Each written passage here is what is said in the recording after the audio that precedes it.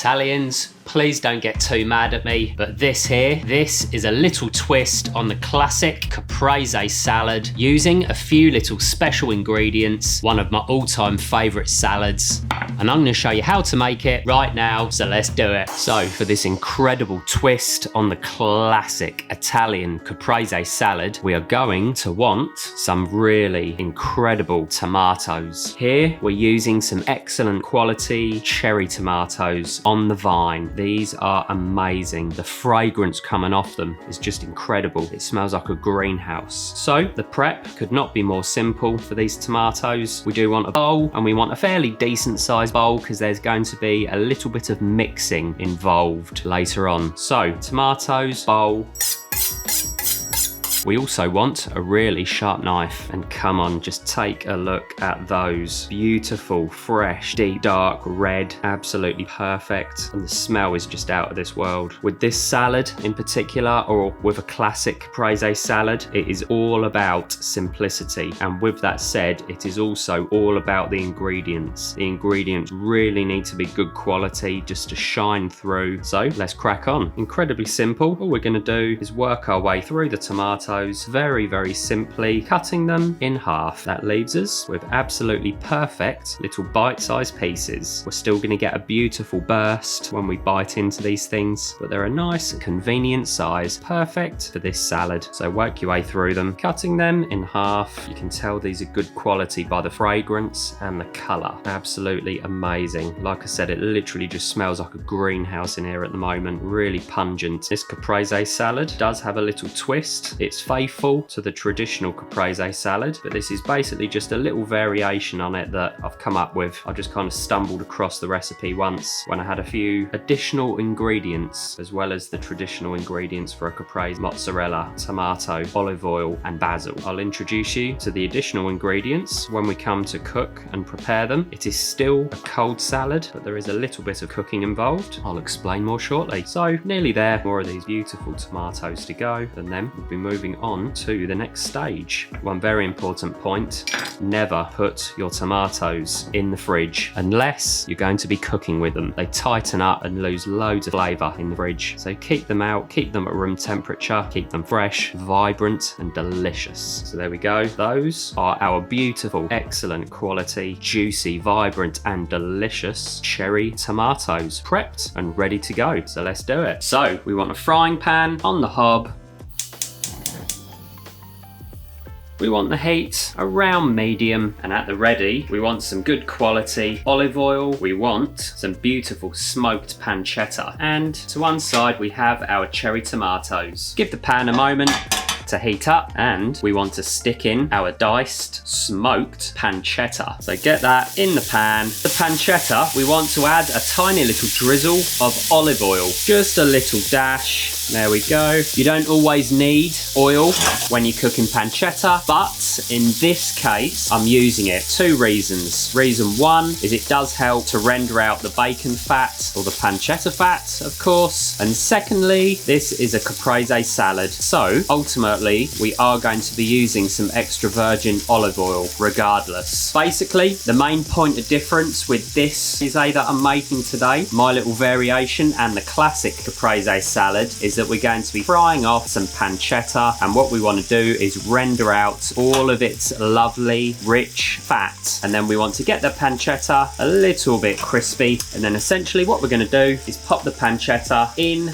with our tomatoes, give it a good stirring up, and the tomatoes are going to get coated in the olive oil as well as that beautiful pancetta fat, and then you're going to have these little crispy pieces of pancetta running through the tomatoes, which works incredibly well for this salad. Again, it's not a traditional caprese salad. This is just a little variation that I make, so I'm sharing it with you today as I think you will like it. The classic caprese I make all the time. It's super simple, really delicious, delicious, vibrant, fresh, and for me, a real taste of summer. This version, I'll try and retain all of those elements, but I just add a little twist in terms of flavour and also texture. We go, that there is our pancetta, and already you can see all of that beautiful fat rendering out. The classic salad is literally just mozzarella, tomato and basil, along with some good quality olive oil and seasoning. And we can see we're getting a little bit of colour and crispiness to that pancetta now, but we are going to take it a little bit further. We don't want it to be super crispy, like glassy kind of crispy with an outrageous crunch. We want it to have a bit of crispiness, but also a little bit of chew, a little bite still. This pancetta is also salty, so we're not going to season it at all. Another 4 or 5 minutes or so, and we're going to be good to go. What we're basically going to do is, once this is ready, turn off the heat, leave it for about 2-3 minutes, and then this is going in with the tomatoes while it's still warm, and then by the time we serve, it's essentially going to still be room temperature. We're very close, guys. Job's a good one. And there we go, that is exactly what we're looking for. The bacon is getting crispy, but it's still going to have a bit of chew to it. All that fat in the pan mixed with the olive oil is going to coat the tomatoes beautifully.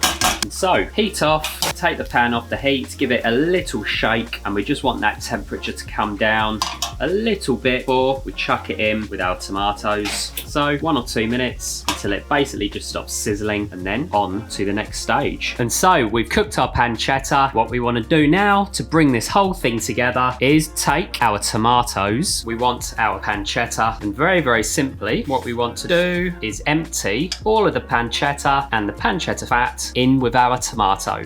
There we go, so that is in our tomatoes and pancetta. We just want to give that a little bit of a mixing up. Like I said, that pancetta has come down in temperature a little bit. Coat the tomato in the pancetta fat. This is going to be epic. Pop that to one side, and we're going to put this thing together. So get yourself a plate, and the first thing to go on is a very, very special ingredient indeed. And so here we have some delicious burrata cheese. Similar to mozzarella, so works really well for this caprese salad variation, but this is really gunky and gooey and creamy and delicious. So the burrata comes basically in water, similar to mozzarella. So what I like to do is take a towel, take the burrata, pop it onto a plate, and I just gently pat that dry, taking care not to get any little bits of paper on the burrata, but we don't want water in our salad. So there we go, that just sits beautifully in the middle of the plate. That I'm going to pop aside for just a second. Our classic mozzarella.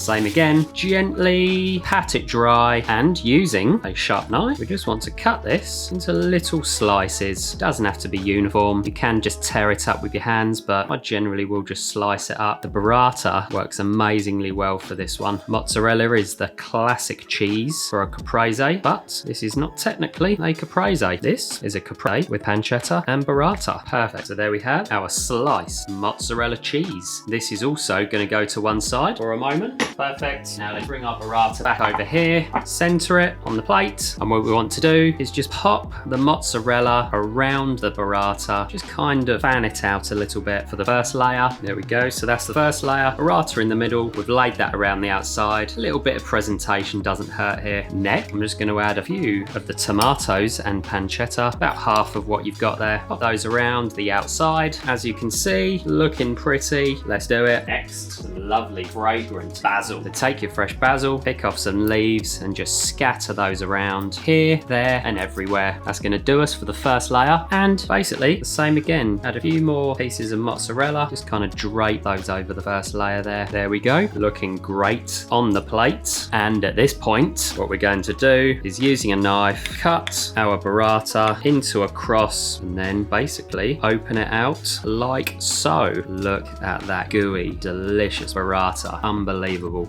And from there, add some tomato and pancetta into the middle of the plate, right onto our burrata, and then kind of fill these gaps with the rest, or at least as many as you need, of course. Don't be shy, scatter over pancetta. This is a thing of beauty, truly. That is going to do us for the tomato. Does that not look sensational? And we're not even finished yet. Basil, a few more leaves dotted around, absolutely lovely. Oh yeah, look at that. So we are looking good. Next, we're going to give this a drizzle in some really, really good quality extra virgin olive oil. So give that a nice drizzle. You can be relatively generous, and just for decoration, a little drizzle around the outside of the plate. There we go. We can always add more, but that is perfect. And another little twist, you wouldn't typically add balsamic vinegar to a traditional caprese, but the acidity works really well, cuts through the richness of the cheese and balances out the sweetness of the tomato. So a little dash of balsamic. Beautiful. Finishing touch, let's do it. Add a pinch, just a pinch, not too much, of some flaky sea salt. Either Maldon salt or Cornish sea salt. Either or work great. And I like to finish with a few twists of some freshly ground black pepper. Job's a good one. With any recipe that involves basil, always pop a little garnish on top, just so it looks pretty. And that there is our perfect twist on the classic Italian caprese salad. This is epic. That is a caprese salad to die for. Absolutely delicious. You need to give this one a try. Here we go. I'm excited. I'm hungry. That truly is a thing of beauty. My twist on the classic Italian caprese. Let's get stuck in. There's no elegant or neat way to go about this. Just dive in. Sensational. Absolutely delicious. Let's get some of that burrata there. Look at that gooey burrata cheese. There's no denying the flavors in that salad. Traditional or not, I will never stop making this one. This is so tasty. The pancetta really adds a great little addition. The balsamic gives us a nice little hit of acid in there.